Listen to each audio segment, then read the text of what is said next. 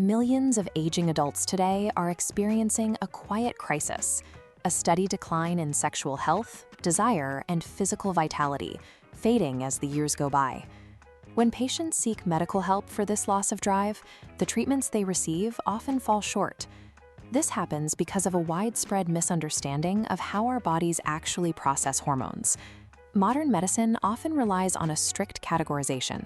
Testosterone is viewed as the male hormone and estrogen as the female hormone. This binary approach leads many clinicians to follow protocols that can inadvertently work against a patient's underlying biology.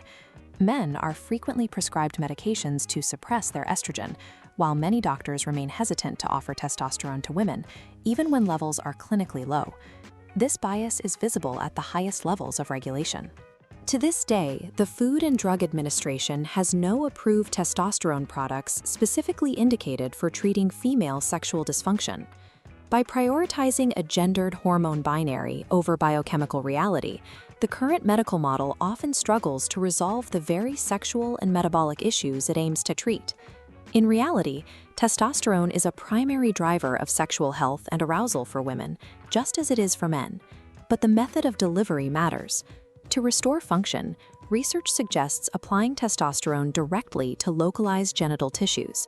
These tissues contain 5-alpha reductase, converting testosterone into more potent forms. Applied locally, testosterone enters the cell and docks with this enzyme, converting into DHT.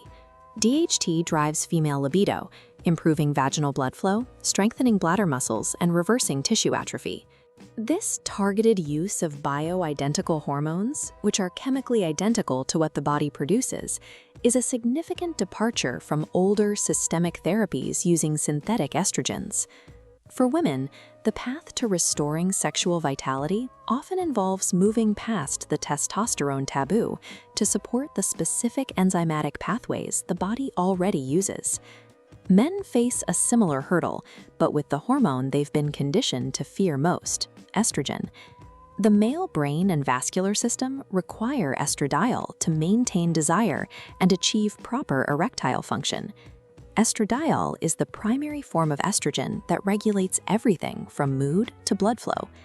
Men manufacture estrogen through aromatization, naturally converting a portion of testosterone into necessary estradiol.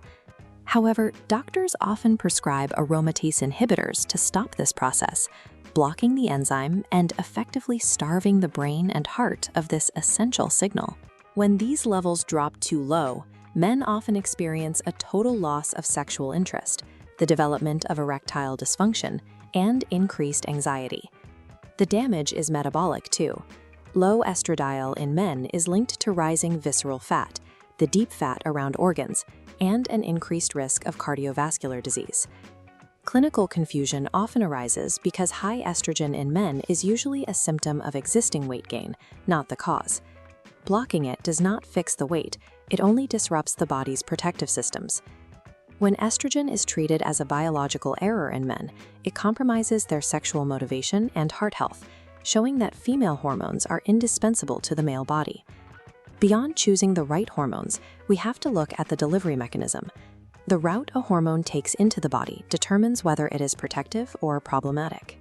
We can see this clearly in women's testosterone therapy, where daily transdermal creams are often compared to periodic intramuscular injections. This chart shows the steady levels achieved with a daily cream, maintaining high HDL, the good cholesterol that protects the cardiovascular system. Intramuscular injections create a different pattern, sharp peaks followed by rapid crashes. These fluctuations can be hard on the body's metabolic markers. Evidence suggests that these rapid crashes can temporarily suppress HDL, potentially leaving a patient without their baseline cardiovascular protection for months at a time. Optimizing health means moving away from generalized gendered roles and toward a model of continuous, individualized metabolic management. When we understand how these hormones truly function across both sexes, they become more than just a fix for libido. They act as a systemic shield for bone density and metabolic health. Real vitality is found by looking past outdated myths and embracing a precise biochemical approach to long-term well-being. If you're interested in exploring more of these incredible connections from hormone optimization to metabolic psychiatry and regenerative medicine, be sure to subscribe and follow for more explainers just like this one. Thanks so much for watching this Within You Health production.